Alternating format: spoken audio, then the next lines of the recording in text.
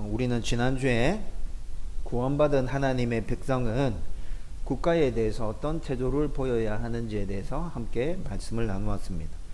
정치적인 이념을 떠나서 내가 좋아하고 싫어하는 그 정치인들, 그들을 떠나서 싫든 좋든 통치기구나 국가 조직을 인정하고 합당한 치리에 자원함으로 복종해야 된다고 말씀을 나누었죠.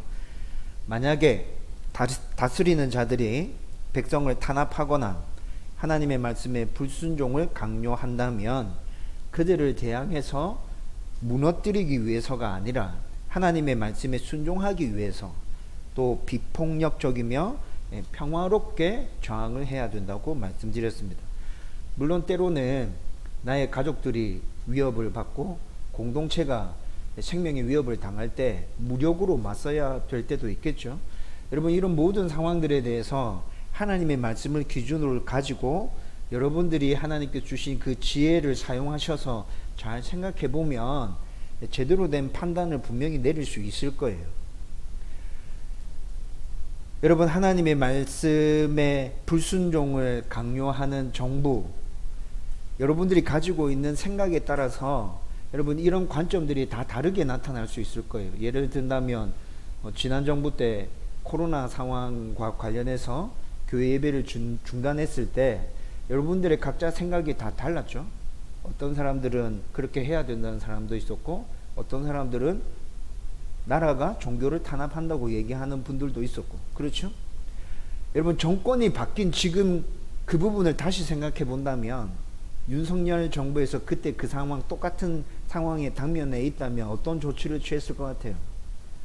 여러분, 이런 부분에 대해서 생각을 해보면 말씀을 근거로 해서 하나님이 주신 지혜를 가지고 잘 분별해 보면 여러분들이 개인적인 생각을 가지고 정부를 대하고 있는지 아니면 성경 말씀에 따라서 정부를 대하고 있는지 금방 분간할 수 있을 거예요. 여러분, 지난주에 나눈 말씀 오늘 이렇게 또 요약하면서 여러분들에게 드리는 말씀은 싫든 좋든 정부를 인정하십시오. 걱정되는 것만큼 정치인들을 위해서 기도해 주십시오. 잘못된 부분이 있다면 합당하게 비판하십시오. 여러분, 우리가 이렇게 정부를 대해야 하는 이유는 어디에 있다 그랬죠? 그 정부를 세워주신 분이 누구? 위정자를 세워주신 분이 누구라고요? 하나님이시라고요. 여러분, 그들에 대해서 무너뜨리기 위해서 대항하는 것은 하나님께 대항하는 것입니다.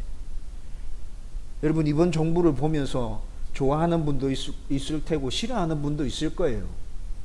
하나님의 말씀을 기준으로 해서 지혜롭게 무엇이 잘 됐고 무엇이 잘못됐는지 잘 생각하고 합당하게 비판해야 할 것은 비판하고 또 따라줘야 될 건 나와 생각이 다르다 하더라도 합당한 치리라면 적극적으로 온 마음을 다하여 따라 주십시오. 여러분, 그것이 국민으로서 성도로서 우리가 국가에 대해서 합당하게 갖추어야 되는 모습입니다. 저와 여러분들이 이런 모습으로 나라를 대할 수 있기를 주님의 이름으로 축원드립니다. 여러분, 오늘은 성도인 우리가 성경에서 말씀하는 여러 율법에 대해서 어떤 태도를 보여야 하는지에 대해서 함께 생각해 보려고 합니다. 로마서 강해를 시작하면서 성경에 나오는 율법은 세상에 있는 모든 법을 다 포괄하는 최상위의 법임을 여러분들에게 계속해서 강조하면서 말씀드렸어요. 대한민국 법을 지키지 않는다 하더라도, 관심이 없다 하더라도 여러분들이 성경에 나와 있는 이 율법을 제대로 지키고 있다면 대한민국 법은 이미 여러분들은 다 지키고 있는 것입니다. 따라서 성도인 우리가 하나님의 말씀, 율법에 대해서 취하고 있는 태도가 대한민국 법에 대해서 취하고 있는 태도이고, 이 세상 가운데 존재하고 있는 모든 법에 대해서 취하고 있는 태도가 된다는 말입니다. 여러분, 그런데 문제는 이 세상을 살아가면서 계속해서 확인하고 느끼고 있는 것 중에 하나가 바로 법을 우습게 생각하는 사람들이 너무나도 많다는 것이죠. 특히나 법을 잘 지켜야 하는 법을 만드는 정치인들, 법을 집행하는 법조인들, 법과 관련된 사건들을 보도하는 언론인들, 모범을 보여야 하는 고위 공무원들, 재벌들, 목사들, 종교인들. 여러분, 이런 사람들이 오히려 법을 더 안 지키는 것 같아요. 법을 이용하고 있다는 생각이 너무 강하게 들지 않나요? 따라서 성도가 구원받은 성도답게 이 땅에서 살아가기 위해서 법을 어떤 태도를 가지고 접근하고 그것들을 우리 삶 가운데 적용해야 하는지, 이 문제는 저와 여러분들에게 있어서 아주 중요한 문제가 된다는 것입니다. 여러분, 오늘 말씀을 통해서 율법에 대해서 우리가, 세상적인 법에 대해서 우리가 어떤 태도를 취하는 것이 성도다운 모습인지에 대해서 생각하고 여러분 그렇게 실천하기 위해서 몸부림칠 수 있기를 바랍니다. 먼저 성도가 율법에 대해서 가져야 할 바른 태도, 첫 번째는 우리는 사랑에 빚진 자라는 사실을 기억해야 합니다. 이 말을 다르게 바꾸면 우리가 사랑에 빚진 자이기에 모든 율법도 사랑의 관점에서, 사랑에 빚진 자라는 관점에서 접근해야 한다는 말입니다. 여러분, 그런데 사랑을 바탕에 깔고 법을 생각하는 것 자체가 예나 지금이나 굉장히 어려운 일이죠. 좀 이따가 말씀드릴 건데 저에게는 이런 모습이 잘 없는 것 같아요. 여러분, 그래서 8절은 이를 기억하라는 의미로 피차 사랑의 빚 외에 아무에게든지 아무 빚도 지지 말라고 말씀해 주고 있습니다. 여러분, 이 말씀은 성도는 사랑 외에는 빚 자체를 아예 지지 말라고 딱 못 박아서 얘기하는 말씀으로 받아들이면 우리 삶이 굉장히 힘들어집니다. 여러분, 물론 이 말씀을 헬라어 원어로 살펴보면 빚을 지지 말라는 의미가 분명히 담겨져 있어요. 그런데 여러분, 빚지지 않고 살아가는 삶이 쉽습니까? 여러분 가정에 빚 없는 사람 손들어 보십시오. 저도 손들지 않았습니다. 여러분 가정에 빚 없는 사람 손들어 보십시오. 도훈이 혼자 손들었네. 도훈이는 아직 어려서 빚이 없겠지. 나중에 어른 돼 봐봐. 빚이 자연스럽게 생겨. 물론 빚을 지지 말라는 의미가 분명히 담겨 있기는 하지만 우리의 삶 가운데서 빚 안 지고 살아가는 삶은 정말 어려운 삶이라고요. 그래서 성경도 이걸 너무 잘 알고 있죠. 하나님도 이걸 너무 잘 알고 계세요. 빚지지 말라고 말씀해 놓고 성경에 또 어떤 말씀이 있습니까? 가난한 자에게 돈을 빌려 주었으면, 이게 빚지는 행위잖아요. 가난한 자에게 돈을 빌려 주었으면 그 담보물을 해지기 전까지는 어떻게 해라 이런 말씀도 성경에 나오죠. 유대인과 유대인 사이에 채무관계가 형성됐을 때 어떻게 하라는 말씀도 성경에 나타납니다. 유대인과 이방인들과 그 사이에서 채무관계가 생겼을 때 어떻게 하라는 말씀도 성경에 나타납니다. 여러분, 빚지지 말라고 얘기해 놓고 그런 부분에 대해서는 또 성경이 왜 얘기해 주고 있는 거예요? 근본적으로는 빚지지 않는 게 제일 좋아. 그런데 니네들이 삶을 살아가다 보면 빚 안 지고 살아간다는 게 너무 어려운 일인지 나도 잘 알아. 그러니까 만약에 빚을 진다면 이렇게 해 라고 성경에서 우리 가운데 알려주고 있는 것이죠. 또 영적인 면에서 생각해 보면 성도는 영적인 부분에 대해서 이미 여러 부분에서 빚을 지고 있어요. 여러분, 로마서 말씀을 지금까지 쭉 살펴보면서 성도가 진 빚에 대해서 구체적으로 사도 바울이 로마 성도들에게 3번을 언급했습니다. 로마서 1장 14절에서 바울은 자기 자신이 모든 사람에게 복음을 나눠야 할 복음의 빚을 지고 있다고 말하고 있습니다. 로마서 8장 12절과 13절 말씀에 보면 성도는 성령께 거룩한 삶을 살아야 하는 빚을 지고 있다라고 분명히 얘기하고 있습니다. 지난주에 살펴봤던 말씀 중에는 로마서 13장 6절과 7절 국가에 내야 되는 세금 정당하게 내라고 말씀해 주었죠. 근데 이 말씀을 헬라어 원어로 살펴보면 빚의 개념을 가지고 세금에 대해서 설명해 주고 있어요.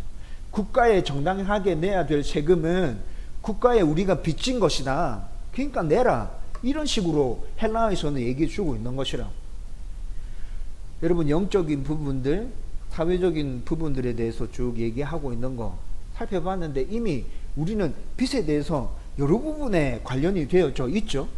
그러면 8절은 지금 정확하게 무슨 말씀을 하고 있는 거예요? 사랑의 빛 외에는 비치지 말라. 이 말이 무슨 말이에요? 성도는 하나님께 무한한 사랑을 덧입었고 그렇게 해서 구원을 받았습니다. 앞으로도 우리는 그 무한한 사랑을 받아 누리면서 이 땅에서 계속 살아가게 될 것입니다. 여러분, 이 사랑을 성경에서는 아가페 사랑이라고 얘기합니다. 여러분, 아가페 사랑이 어떤 사랑인지는 여러분 많이 들어보셨죠? 무조건적이면서 무한한 사랑을 아가페 사랑이라고 말씀합니다. 여러분, 8절과 9절과 10절에서 사용되어지고 있는 사랑은 모두 다 아가페 사랑을 얘기하고 있는 것입니다. 하나님의 그 아가페 사랑, 여러분, 무한한 그 사랑, 구원받은 우리가 그 사랑을 갚으려고 아무리 애를 쓰고 발버둥 쳐도 그 사랑 갚을 수 있습니까? 하나님의 사랑은 그 깊이와 넓이와 높이를 인간이 잴 수도 없고 측정할 수도 없습니다. 그냥 말 그대로 무한한 것입니다. 따라서 성도는 하나님의 무한한 사랑에 빚진 자라는 생각을 가지고 이 땅에서 모든 삶을 살아가야 한다는 것입니다.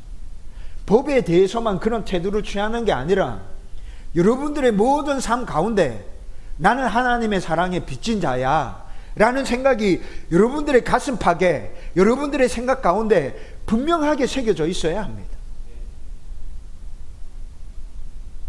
그래서 그냥 그 무한한 사랑을 너희들이 그냥 아무 조건 없이 덧입었기 때문에 그 사랑 가운데 지금도 살아가고 있기 때문에 서로 그냥 사랑해 주면 안 되겠니?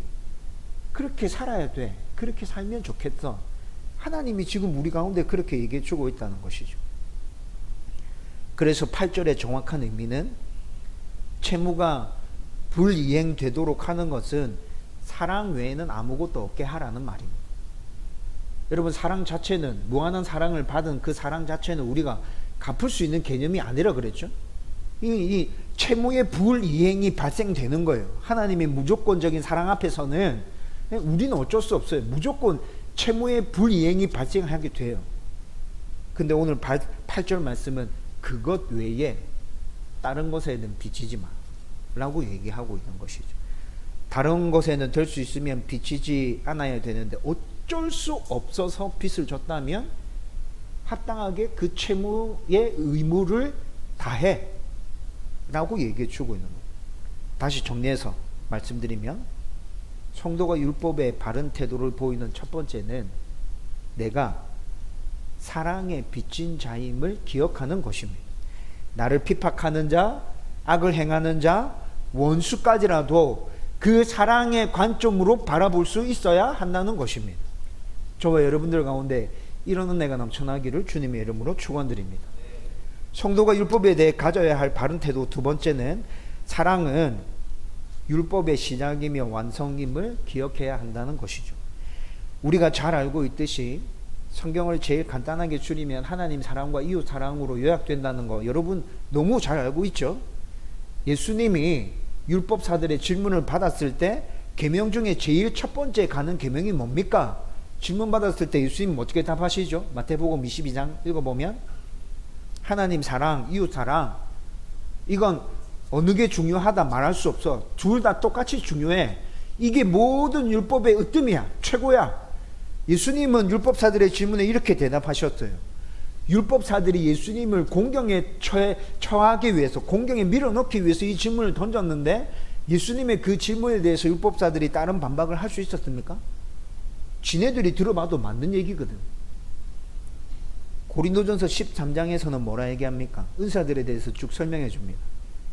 그 은사들 중에 최고는 제일 중요한 거 뭐라 얘기하죠? 사랑이라고 얘기합니다. 우리가 죽고 천국에 가면 모든 은사들은 다 폐하여지고 다 끝나고 다 없어질 거야. 그런데 천국에서도 영원히 존재하는 은사가 있어요. 무슨 은사라 얘기하죠? 사랑의 은사. 사랑은 너희들이 천국에 가서도 계속 존재해. 여러분, 성경에서 계속 이렇게 얘기해 주고 있다고요. 오늘 본문 우리가 함께 읽었던 말씀에서도 8절 말씀 보면 사랑하는 자는 율법을 다 이루었다고 말씀합니다. 9절 말씀에 뭐라 얘기합니까? 사람과 관련된 모든 계명이 내 이웃을 사랑하라는 이 계명 안에 이미 다 포함되어져 있다. 9절 말씀엔 그렇게 얘기해 주고 있어요. 10절 말씀에서는 사랑은 율법의 완성이다 라고 사랑에 대해서 아예 정의를 내려버리죠. 이를 다 정리하면 어떻게 말할 수 있어요? 사랑은 율법의 시작임과 동시에 완성이다 라고 정의할 수 있다는 것이죠. 그래서 8절은, 오늘 본문 8절 말씀은 이 의미도 담아서 서로 피차 사랑하는 빛 외에는 아무에게도 비치지 말라고 말씀하고 있는 것입니다. 여러분, 앞에 첫 번째 우리가 사랑에 빚진 자다, 그 부분에 대해서 생각하면서 8절의 의미는 어떤 의미라고 제가 말씀드렸죠? 우리가 받은 하나님의 사랑은 도저히 갚을 수 없는 무한한 사랑이다. 그 사랑을 기억하고 그 은혜를 생각하면서 그냥 그 사랑으로, 우리가 받은 그 사랑으로 그냥 다른 사람 사랑해 줘야 돼. 여러분, 앞에서 설명하는 8절의 개념은 그런 것이었어요. 그런데 지금 두 번째 포인트에서 설명하는 사랑의 빛 외에 아무에게도 비치지 말라는 이 말은 사랑은 율법의 시작이며 완성이다 라는 관점에서 봤을 때 어떻게 우리 가운데 적용시킬 수 있냐면, 여러분, 성도가 사랑이 율법의 시작이며 완성이라는 것을 잘 이해하고 이 세상 가운데서 살아간다면 어떻게 살아갈 것 같습니까? 사랑하면서 살아가겠죠? 사랑하고 사랑하고 사랑하면서 살아갈 거예요. 여러분, 그 사랑을 받는 사람의 입장에서는 내가 베풀어준 그 사랑에 빚을 진 거잖아요. 그렇죠? 그러면 오늘 8절의 두 번째 포인트에서 얘기해 주고 있는 것대로라면 사랑받은 사람은 사랑받은 것으로 만족하고 끝나는 것입니까? 아니요. 그도 성도라면 받은 사랑에 더해서 또 상대를 사랑해 주기 위해서 또 발버둥 치면서 노력할 거예요. 사랑하고 사랑하고 사랑하고. 이게 어떻게 오고 가고 있는 거예요? 오늘 말씀에서 8절, 9절, 10절에서 얘기하고 있는 대로라면 사랑의 빚을 지고 사랑의 빚을 갚고 이렇게 하면서 지금 서로 사랑이 왔다 갔다 하고 있는 거잖아요. 그렇죠? 여러분, 그래서 두 번째 포인트에서 사랑은 율법의 시작이며 완성이라는 이 두 번째 포인트에서 8절 말씀을 보면 서로 사랑의 빚을 많이 져라, 많이 갚아줘. 왜? 사랑은 율법의 시작이야. 사랑은 율법의 완성이야. 니네들이 그런 생각을 가지고 율법을 대하고 율법을 니네 삶 가운데 적용시키고 있다면 너희들은 내 백성답게 살아가는 것이 맞아. 여러분, 오늘 두 번째 포인트에서 사랑은 이렇게 하라고 지금 얘기해 주고 있는 거예요. 율법에 대해서 이런 태도로 취하라고 얘기해 주고 있다는 것이죠. 여러분, 만약에 여러분들에게 어떤 것이든 좋으니까 법에 대해서 한번 얘기해봐라. 지금 법조인들 태도 어떻게 생각하냐? 어떤 특별한 사건에 대해서 지금 판결이 이렇게 났는데 이에 대해서는 어떻게 생각하냐? 누군가가 여러분들에게 법에 대해서 얘기해보라고 이런 식으로 질문한다면 여러분들은 여러분들의 생각과 여러분들이 가지고 있는 것들에 대해서 얘기를 꺼낼 때 사랑의 관점을 기초로 해서 얘기할 확률이 얼마나 된다고 생각하십니까? 여러분, 그런 질문을 바로 받았을 때 사랑을 밑바탕에 깔고 지금의 법조인들, 지금의 종교인들이 법을 함부로 생각하고 있는 것들에 대해서 나는 이렇게 생각해. 예수님께서 종교 지도자들을 왜 그렇게 비판하시고 책망하셨다고 생각합니까? 여러분, 율법의 근본 정신인 사랑을 빼버리고 율법주의에 사로잡혀 옳고 그름만을 따지고 있기 때문에 예수님께서 종교 지도자들을 그렇게 비판하셨던 것이죠. 여러분, 예수님 당시의 종교 지도자들은 하나님보다도 율법 그 자체가 더 소중했고 거기에 더 많은 생각들이 쏠려져 있었습니다. 여러분, 이런 모습들이 성경 곳곳에서 계속 나타나고 있잖아요. 구원받은 하나님의 백성이기 때문에 율법을 지켜야 한다고 말하는 것이 아니라 율법을 지켜야 구원받을 수 있다고 말하는 율법자들이 대부분이었습니다.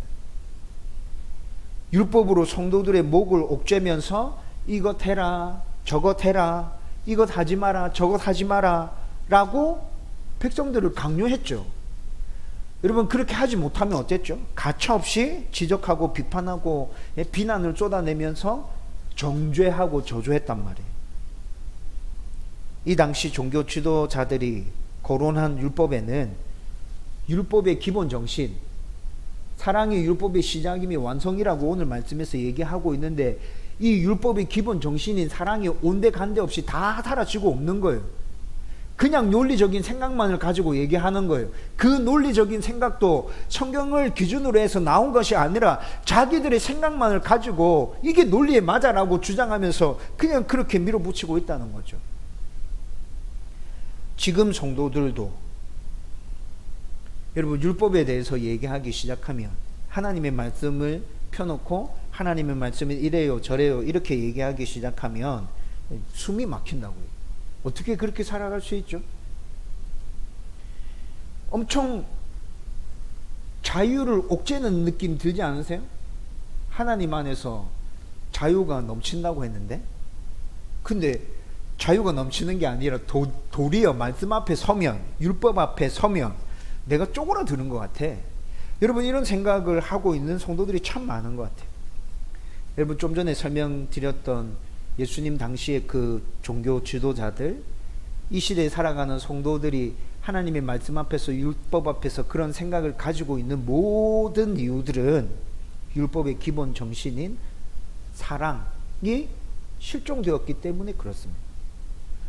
여러분 우리에게 이 율법을 허락하신 하나님은 무한한 사랑의 하나님이시죠. 그런데 그 생각을 하지 못해. 하나님이 율법으로 우리를 옥죄기 위해서 이 율법을 허락하셨다는 생각이 듭니까? 하나님이 사랑 그 자체라는 사실을 생각해 보면 그렇지 않다는 건 금방 답할 수 있는 것이죠. 여러분 오히려 우리를 올가매는 듯한 이 말씀을, 이 율법을 오히려 잘 지키면 진짜 자유를 누릴 수 있고 풍성한 하나님의 사랑을 경험할 수 있고 모든 일 가운데 하나님의 은혜가 넘치고 형통이 넘쳐나게 된다는 것입니다. 저와 여러분들은 사랑의 빛을 지고 있고 사랑이 율법의 시작이며 완성임을 분명하게 기억하고 이 땅에서 성도로 살아갈 때 법을 그렇게 바라보고 그렇게 내 삶 가운데 적용할 수 있기를 주님의 이름으로 축원드립니다. 여러분 이렇게 성도가 율법에 대해서 가져야 될 바른 태도를 분명하게 가졌을 때 오늘 10절 말씀에 어떻게 얘기하죠? 10절 말씀에서는 사랑은 이웃에게 악을 행하지 아니하나니 라고 얘기합니다. 이웃에게 악을 행하지 않게 될 거야 라고 얘기하고 있어요. 여러분 10절은 여러분 이렇게 얘기해 주고 있는데, 제가 좀 전에도 설명해 드렸는데 여기서 얘기하고 있는 이 사랑도 아가페 사랑을 말하고 있는 것이라 말씀드렸죠. 그런데 10절 말씀 자체만 딱 놓고 보면, 문자적으로 딱 해석해 보면 여러분 어떤 느낌이 드세요? 사랑은 이웃에게 악을 행하지 않느니라. 악을 행하지 않으면 사랑하는 것이 되구나. 근데 이건 굉장히 소극적인 사랑인 거죠. 문자적으로 봤을 때는 10절이 굉장히 소극적인 사랑에 대해서 얘기하고 있다는 느낌이 드는 것이 사실입니다. 그런데 제가 방금 말씀드렸죠. 10절에서 사용된 이 사랑도 헬라어로 보면 어떤 사랑이라고요? 아가페 사랑에 대해서 얘기하고 있다고요. 아가페 사랑이 어떤 사랑입니까? 하나님의 무한한 사랑, 측량할 수 없는 사랑, 그 사랑을 지금 이렇게 얘기해 주고 있어요. 그러면 10절에서 얘기하고 있는 이 사랑 가운데 그냥 문자적으로 봤을 때는 소극적인 부분만 등장하고 있는 것 같지만 사랑의 의미 그 자체가 그런 것이라면 적극적으로 사랑해야 하는 것까지 다 포함하고 있는 것이구나. 여러분 우리는 이 말씀을 이렇게 받아야 된다는 것입니다. 예수님의 모범을 한번 생각해 보십시오. 여러분 예수님이 이웃을 사랑할 때 악을 행하지 않는 소극적인 사랑만을 우리 가운데 모범으로 보여주셨나요? 예수님의 사랑은 어땠죠? 예수님의 사랑은 소극적인 사랑이 아니었어요. 굉장히 적극적인 사랑이었어요. 대표적인 예를 한번 들어볼까요? 예수님의 적극적인 사랑, 요한복음 4장에 가보면 사마리아의 수가성이라는 곳에 한 여인을 찾아서 예수님이 가시는 모습이 나타납니다. 여러분 사마리아 여인 이야기 알고 계시죠? 여러분들이 보실 때는 이 사건이 어떻게 발생한 것 같아요? 우연히 발생한 것 같아요? 아니요. 예수님은 모든 것들을 알고 모든 것들을 보고 계신 예수님은 그 여인 한 사람을 만나기 위해서 일부러 사마리아 수가성을 향해서 가고 계시는 것입니다. 때가 언제죠? 한낮이었습니다. 여러분, 유대인들이 한낮에 잘 돌아다닙니까? 제가 이스라엘 성지순례를 다녀봤습니다. 한낮의 기온이 45도, 46도, 50도까지 올라갑니다. 잘 다니지 않아요. 그런데 예수님은 언제 만나러 갔어요? 한낮에. 여인은 한낮에 왜 나왔죠? 흠이 많아. 잘못 살았어, 세상을. 사람들이 욕해. 그래서 그것들을 피해서 어쩔 수 없이 한낮에 나온 거예요. 근데 예수님은 그 모든 것들을 아시고 그 흠이 많은 여인 한 사람을 만나기 위해서 사마리아의 한낮에 그곳에 가고 계시다는 거예요. 여러분, 사마리아라는 땅을 유대인들은 어떻게 생각하죠? 상종 못할 사람, 짐승처럼 생각하죠? 근데 예수님이 직접 그곳에 들어가십니다. 누가 먼저 말을 건넵니까? 예수님이 먼저 말을 건넵니다. 유대인의 관습과 풍습을 모조리 다 박살내는 겁니다.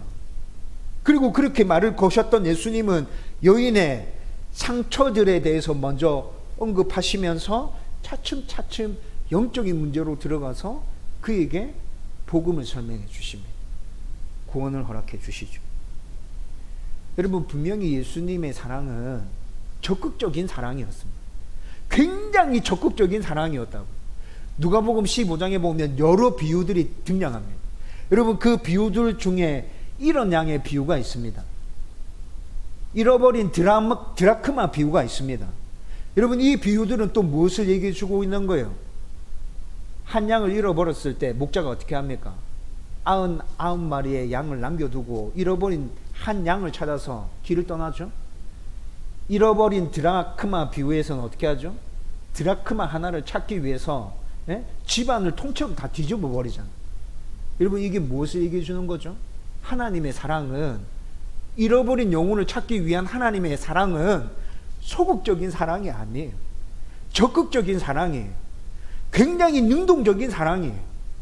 여러분, 오늘 10절 말씀에서 너희가 이 땅 가운데서 성도로 살아가면서 율법에 대해서 빚진 자의 심정으로, 율법이 사랑의 시작이며 완성이라는 것을, 그것들을 기억하고 살아간다면 너희들은 이 땅에서 적극적인 사랑을 할 수밖에 없어. 여러분, 10절은 지금 우리 가운데 그것을 얘기해 주고 있다고. 저와 여러분들이 진짜 성도라면 법에 대해서 어떤 일들을 생각할 때 사랑의 관점에서 보고 먼저 생각하게 될 겁니다. 생각할 뿐만이 아니라 그 일들과 관련해서 내가 어떤 행동을 취해야 할 때 사랑의 관점에서 적극적인 행동을 취하면서 이 세상을 살아가게 될 거예요. 여러분, 하나님께서 우리 가운데 그렇게 살라고 말씀합니다. 구원받은 성도라면 그 은혜에 너무 감사하고, 네가 나를 정말 사랑한다면 네가 이 세상 가운데서 법에 대해서 그런 생각을 가지고 살았으면 좋겠어. 하나님 지금 우리 가운데 그렇게 말씀해 주고 있다. 저와 여러분들이 적극적인 자세를 가지고 이웃을 사랑하고 모든 법들을 그렇게 대하면서 준행할 수 있기를 주님의 이름으로 축원드리며, 이렇게 행하는 모든 자에게 하나님의 은혜와 복이 풍성하게 넘쳐나게 될 것입니다. 여러분, 이제 말씀을 정리하려고 합니다. 여러분, 제가 보통 주일 설교를 말씀을 읽고 준비하는 시간은 수요일 날 오후부터입니다. 수요일 날 야보크 기도의 설교 준비가 끝나고 나면 오후부터 주일 설교 말씀을 읽고 묵상하고 주일 설교 준비가 또 시작되는 거죠. 지난 수요일부터 오늘 말씀을 읽고 묵상하고 준비하면서 나는 성도로서 대한민국의 법에 대해서, 법조인들에 대해서, 법을 준수하지 않는 사람들에 대해서 어떻게 반응하고 있는지에 대해서 계속 생각하게 되었습니다. 여러분, 지금 제가 가지고 있는 모습은 이렇습니다. 어떤 일을 딱 대면했을 때, 바로 그 일을 대면했을 때 저의 모습은 율법의 기본 정신인 사랑을 마음에 담지 않은 채로 율법주의적인 성향으로 논리적으로 생각하고 판단합니다. 이건 이래서 잘못됐어. 저 사람 저래서 지금 이상해. 잘못하고 있는 거야. 정도 잘못을 했다면 이 정도 벌을 받아야지. 에이씨, 법조인들이 뭐 저래? 법을 만드는 인간들이 왜 저러지? 여러분, 이런 생각들이 어떤 사건을 딱 대하는 순간에 제 머릿속에 파파파 이렇게 막 떠오르는 생각들이에요. 오늘 말씀 나누었던 것과 제 삶에서 어떤 사건을 대하는 순간에 바로 떠오르는 그 모습들이 일치되지 않죠. 그렇죠? 여러분, 저도 이렇습니다. 목사님, 저도 이렇게 살아가고 있습니다. 그러다가 매일 아침에 기도의 자리에 앉을 때, 말씀을 다시 읽고 묵상하기 시작할 때, 어제 그 사건에 대해서 다시 생각하죠. 하나님은 그 사건을 어떻게 보실까? 예수님은 이런 일들에서 어떻게 반응하셨지? 여러분, 그렇게 시간이 지나고 난 다음에 다시 생각해 볼 때, 율법의 근본 정신인 사랑이 내 마음 가운데 들어오게 되고, 그 사랑을 바탕으로 해서 다시 생각하게 된다는 거예요. 여러분, 제가 바라는 건 시간이 지나고 난 다음에 이렇게 되는 게 아니라 그냥 내 안에 하나님의 사랑이 가득해서 어떤 일을 딱 마주쳤을 때 바로 사랑의 관점에서 생각하고 판단하고 그 사람을 이해하고 배려해 줄 수 있으면 참 좋겠는데, 그렇다고 해서 사랑의 관점에서 생각한다고 해서 법을 제대로 실행하거나 집행하는 데 있어서 뭔가 약하게 되고 뭔가 이상하게 된다는 의미가 아닌 거죠. 여러분, 이것이 저의 약점이면서 진짜 지금 저의 모습입니다. 저도 지금 이런 부분 때문에 고민하고 있고 몸부림치고 있습니다. 분명히 말씀에서는 이렇게 얘기하고 있는데 내 모습은 그렇지 않구나. 이거 어떻게 해야 되지? 근데 제 안에 드는 생각은 포기하고 싶은 마음은 아니에요. 어떻게 하면 이렇게 할 수 있을까? 어떻게 하면 어떤 사건을 바로 대면했을 때 율법의 근본 정신인 사랑을 바탕에 깔고 모든 일들을 생각해낼 수 있을까? 그리고 이것뿐만이 아니라 제가 정말 바라고 소원하는 일이 또 하나 있습니다. 여러분, 이건 아주 오래 전부터 생각한 것입니다. 지금 목회를 하고 있는데, 내가 목회를 그만뒀을 때, 은퇴했을 때, 혹시 내가 죽고 없을 때 나를 기억하는 사람들이 나에 대해서 어떻게 평가해 주면 좋을까? 사랑이 많고 굉장히 푸근했던 아주 목사다운 목사였다. 손성훈 목사 그런 목사였어. 사람들이 나를 이렇게 기억해 주면 참 좋겠는데. 근데 솔직히 지금 저의 모습으로는 여러분들이 저를 그렇게 생각해 줄지 자신이 서지 않아요. 여러분들도 마지막 날 여러분들에 대해서 누군가 회상하고 여러분들에 대해서 평가해 줄 때 그렇게 평가해 주기를 원하잖아요. 그렇죠? 그러면 여러분, 오늘 나눈 말씀을 기억하고 있어야 됩니다. 내가 사랑의 빛인 자구나. 사랑은 율법의 시작이며 완성이구나. 모든 일들을 바라볼 때, 모든 일에 대해서 생각하고 평가할 때 무조건 밑바탕에 사랑이 깔려져 있어야 되거든. 사랑이 깔려 있다고 해서 법이 무너지는 건 절대 안 돼. 그렇지만 사랑이 밑바탕에 깔려 있어요. 저와 여러분들이 이런 생각을 가지고 그렇게 살기 위해서 몸부림친다면 이 땅 가운데 하나님의 사랑이 우리를 통해서 분명히 드러나고 세상 사람들 가운데 보여지게 될 것입니다. 하나님께서 반드시 그렇게 하실 것입니다. 저와 여러분들에게 그 은혜가, 하나님의 사랑으로 이 땅이 가득 차는 그 놀라운 축복이 경험되어지고 목도되어지기를 주님의 이름으로 축원드립니다.